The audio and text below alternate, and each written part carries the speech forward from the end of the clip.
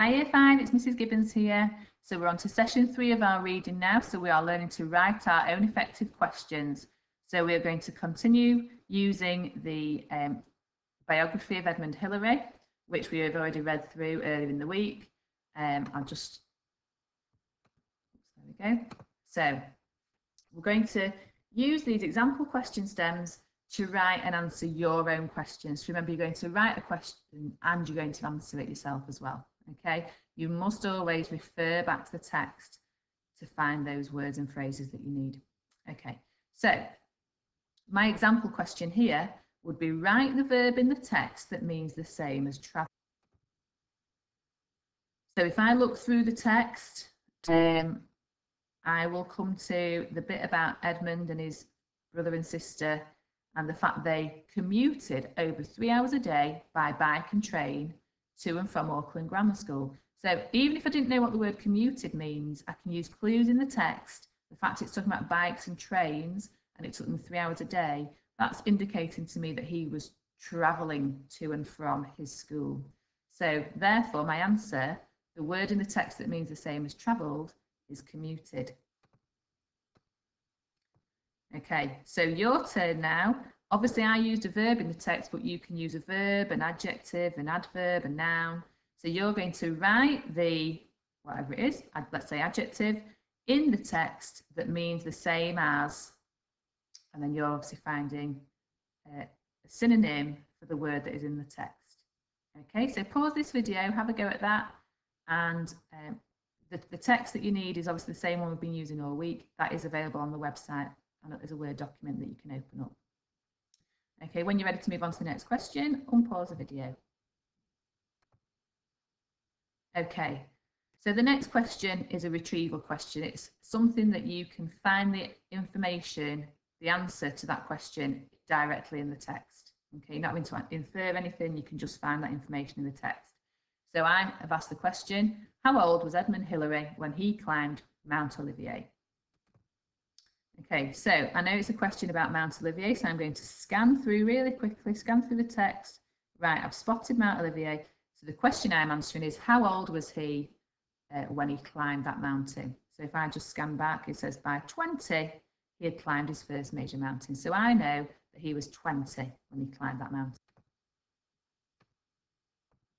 Okay, so it's your turn now to write a retrieval question. So a literal question where the answer can be found directly in the text. So pause the video, and when you're ready to move on, unpause. Okay, the next one, this is one I always find the trickiest. I don't know about you, but I find this one the most challenging. So this time you are going to find a word in the text, and then you're going to give 3 options, and the person answering would have to work out which is the closest in meaning to the word that you chose in the text. So the word I chose in the text was immediately. Let's find that in context. Okay, so I've done a quick scan through the text to find the word immediately, and it's down here at the bottom. It says, news of the expedition's success reached Britain on the 2nd of June, the day of Queen Elizabeth II's coronation. The Queen immediately knighted both Edmund and John Hunt. So that's where immediately has been used. She immediately knighted. Okay, so to write my question then, I have thought about the word immediately, and I've tried to think of a synonym for immediately, an antonym for immediately, and another word that is quite close in meaning to immediately, but not as close as a synonym would be. Okay, so I gave the options of instantly, slowly, and shortly. So if she immediately knighted them, it's something she did straight away. So actually the synonym instantly would be the correct answer. Okay. If she did it slowly, that's the opposite of immediate. That's obviously she's not been in a rush. And shortly would be some time afterwards.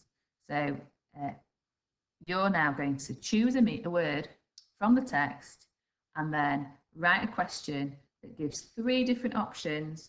One is definitely very similar, a synonym, one that is a bit similar but not quite the same, and one that is an antonym, the opposite. Okay, and you can pause the video till you're ready to move on. Okay, and the last one, This is my favourite one to write because I quite enjoy trying to write the statements a bit sneakily to try and catch people out.